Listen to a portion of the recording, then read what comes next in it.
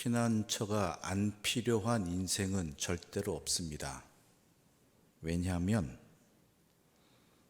우리는 오늘도 우리가 전혀 경험하지 못한 새로운 세상과 새로운 시간을 오늘도 살아가기 때문입니다. 이 세상에 그 누구도 경험하지 못한 그러한 세상입니다. 너무나 낯설다 못해 아예 생각지도 못하는 그러한 세상이지요. 그런 날들이 우리에게 계속되어집니다. 그러므로 어떤 일이 있을지 매일 똑같은 하루인 것 같지만 그렇지 않은 세상이 우리가 살아가는 세상입니다. 그런데 문제는 뭐냐면 이 세상 앞에서 우리는 너무나 연약하다는 것이지요. 알아도 힘든데 모르는 세상을 살아가야 되니까 더 힘들고 어렵습니다. 그런데 우리에게는 그러한 길을 걸어갈 때 지치고 힘들고 또한 다가오는 시련 속에서 어려워할 때 우리의 피난처가 되어주시는 하나님이 계시다라는 것이지요. 앞서도 말씀드렸지만 인생은 모두 피난처가 필요합니다. 그런데 그 피난처가 모두 진정한 피난처가 되는 것은 아니라는 것이지요. 피난처인 줄 알고 피했던 곳이 도리어 어떻습니까? 함정이기도 하고요. 더 깊은 수렁이 될 수도 있겠고요. 잠깐의 위기는 보호할 수 있을지 모르겠지만 커다란 위기가 어려움이 닥쳤을 때 아무런 소용없는 그러한 부실한 피난처도 우리의 삶의 곳곳에 있다라는 것이지요. 그런데 우리 하나님, 우리의 피난처 되시는 하나님은 전능하신 하나님이시라는 것입니다. 또한 천하 만물을 창조하시고 주관하시고 심판하시는 분이라는 것이지요. 게다가 우리를 그 누구보다도 사랑하시는 분이 우리 하나님이시라는 것입니다. 그 하나님이 나의 피난처가 되어주신다라는 것, 이것은 우리에게 얼마나 큰 힘이 되고 은혜가 되는지 우리가 분명히 알아야 된다는 것이죠. 그런데 의외로 우리는 그것을 생각하지 깨닫지 못할 때가 많이 있다는 게 참 안타깝습니다. 하나님 믿는다고 하는데 그 믿는 것이 내 수준에 머문다라는 것이죠. 내 생각에 그친다라는 것이죠. 전적으로 하나님이 나의 피난처 되심의 그 크신 그 보호하심을 생각지 아니하고 내 입장과 내 수준과 또한 세상의 판단 속에서 때로는 하나님을 피난처로 삼았다가도 불안해하고 그러다 보니까 헛된 피난처에 눈이 가고 마음이 가서 실족하는 경우들이 참 많다라는 것입니다. 그런데 오늘 본문은 그래서 이야기합니다. 1절부터 3절까지의 말씀 함께 읽겠습니다. 하나님은 우리의 피난처시오 힘이시니 환난 중에 만날 큰 도움이시라. 그러므로 땅이 변하든지 산이 흔들려 바다 가운데 빠지든지 바닷물이 솟아나고 뛰놀든지 그것이 넘침으로 산이 흔들릴지라도 우리는 두려워하지 아니하리로다. 아멘. 땅이 변한다는 것, 산이 흔들려 바다 가운데 빠진다라는 건 자연재해일 수도 있겠지만요, 내가 디디고 있는 삶의 기반이 변한다라는 것입니다. 전에는 이렇게 살아도 되었을지 모르겠지만 또 다른 세상에 놓여 있다라는 것이죠. 또 다른 위험에 우리는 노출되게 됩니다. 변화된 세상 속에서. 그렇지 않습니까? 여러분들이 한창 때 살던, 여러분이 20대 30대에 살던 그 세상이랑 지금 세상이랑 같습니까? 편해진 것 같지만 더 큰 위험 속에 우리는 또한 노출되어 있기도 합니다. 전에는 생각지도 못한 어려움들이 우리의 모든 것을 빼앗을 수 있습니다. 요즘 세상은 어떻습니까? 버튼 하나만 잘못 눌러도 내 모든 정보가 노출되어 버리고 내 모든 재산이 빼앗겨 버리는 그러한 일들이 너무나도 당연하게 벌어지고 있는 세상 아닙니까?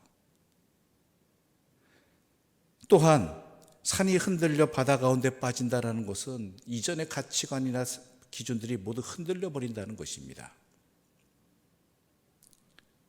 그런데 우리는 두려워하지 않습니다. 왜요? 하나님이 나의 피난처이시기 때문에. 세상 만물을 창조하시고 주관하시고 영원히 다스리시고 심판하시는 분이 나의 피난처가 되십니다. 그게 얼마나 큰 힘이라는 거 다시 한번 우리가 이 새벽 확신하기를 바랍니다. 그 하나님이 어떠신 분입니까? 우리 5절 말씀 함께 읽어볼까요? 5절입니다. 하나님이 그 성중에 계심에 성이 흔들리지 아니할 것이라 새벽에 하나님이 도우시리로다. 아멘. 새벽에 하나님이 도우시리로다, 이 말씀은 새벽에만 도우신다는 이야기입니까? 아니잖아요. 이게 무슨 의미일까요? 여기는 두 가지 의미가 있다고 합니다. 첫 번째는 우리 하나님은 졸지도 주무시지도 아니하시는 분이라는 것입니다. 새벽이라는 것은 인간이 잠든 그 깊은 시간을 의미하는 것이죠. 그런데 우리 하나님 어떠세요? 우리의 피난처가 되신 하나님은 졸지도 주무시지도 아니하고 우리를 지켜주시는 분입니다. 그 하나님이 계시기에 우리는 또한 두려움 없이 살아갈 수 있는 것이고 편안하게 오늘을 맞이할 수 있는 것이지요. 그뿐만이 아닙니다. 이 새벽에 도우신다라는 의미는 어둠이 끝나고 밝음이 온다라는 것입니다. 우리 하나님은 놓치지 아니하시는 분입니다. 앞서 전에도 말씀드렸지만 우리의 시간과 하나님의 시간대가, 하나님이 이루시는 때가 다른 차이는 있겠지만 반드시 어둠은 끝나고 밝음이 시작되는 시간은 반드시 우리에게 허락되어진다라는 것, 우리에게 베풀어 주신다라는 것이죠. 하나님이 이기신다는 것입니다. 하나님이 물리치신다는 것입니다. 그러므로 우리가 하나님을 피난처로 삼아야 되는 이유가, 하나님이 우리에게 피난처 되심이 얼마나 큰 은혜인지 우리는 이 시간 다시 한번 굳게 깨달아야 되고 확신해야 되고 힘을 얻어야 되는 것이지요. 그래서 6절과 7절에 이렇게 말하고 있습니다. 6절과 7절입니다. 함께 읽겠습니다. 문나라가 떠들며 왕국이 흔들렸더니 그가 소리를 내심에 땅이 녹았도다. 만군의 여호와께서 우리와 함께 하시니 야곱의 하나님은 우리의 피난처시로다. 아멘. 네. 계속 반복되는 내용입니다. 또 11절 이렇게 말하고 있습니다. 함께 읽겠습니다. 만군의 여호와께서 우리와 함께 하시니 야곱의 하나님은 우리의 피난처시로다. 아멘. 우리에게 하나님을 믿을 수 있게 은혜를 주신 것, 또한 우리가 하나님의 자녀로 살아갈 수 있게 된다는 것, 이것이 이처럼 큰 은혜입니다. 그러므로 우리의 피난처 되신 주님과 함께 하면서 흔들리지 않았으면 좋겠습니다. 그 어떤 시련이 다가와도, 환난과 유혹이 다가온다 할지라도 우리 하나님을 이길 수 있는 것은 아무것도 없습니다. 그러므로 주님의 피난, 주님과 함께 하면서 나와 항상 동행하시는 주님께서, 하나님께서 나의 피난처가 되어지심으로 항상 그 어디서나 주님과 동행하며 힘을 얻어 주님의 뜻대로 살아가는 믿음의 사람들 되시기를 간절히 소망합니다. 그것이 오늘 이 새벽 하루를 시작하면서 우리가 다시 한번 주 앞에서 깨닫는 자리가 되길 바라고요. 또한 오늘 하루도 주님으로 인해서 든든히 서가는, 주님의 사람으로 살아가는 하나님의 백성들 되시기를 간절히 소망합니다. 기도드리겠습니다. 하나님 아버지, 감사합니다. 우리의 삶의 자리가 편안하고, 아니 두려울지라도 우리가 그래도 살아갈 수 있는 것은 하나님이 나의 아버지가 되시고 나와 항상 동행해 주시고 졸지도 주무시도 아니하시고 지켜주시는 피난처가 되시기 때문입니다. 그러기에 나는 오늘도 살아갈 수 있고 무엇보다도 하나님의 자녀로서 이 세상을 살아갈 수 있게 되었습니다. 이것을 다시 한번 우리로 확신하게 해주시고 믿음의 반석으로 삼게 해주시니 감사합니다. 주여, 오늘 우리에게는 또 어떤 일이 벌어질지 모르겠습니다.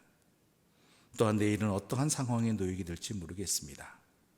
그러나 언제나 변함없이 나와 항상 함께 하시는 하나님으로 말미암아 서게 해 주시고 살아가게 해 주시고 또한 주님과 함께 하게 하여 주시옵소서. 예수님의 이름으로 기도드립니다. 아멘. 하늘에 계신 우리 아버지의 이름을 거룩하게 하시며 아버지의 나라가 오게 하시며 아버지의 뜻이 하늘에서와 같이 땅에서도 이루어지게 하소서. 오늘 우리에게 일용할 양식을 주시고 우리가 우리에게 잘못한 사람을 용서하여 준 것 같이 우리 죄를 용서하여 주시고 우리를 시험에 빠지지 않게 하시고 악에서 구하소서. 나라와 권능과 영광이 영원히 아버지의 것입니다. 아멘.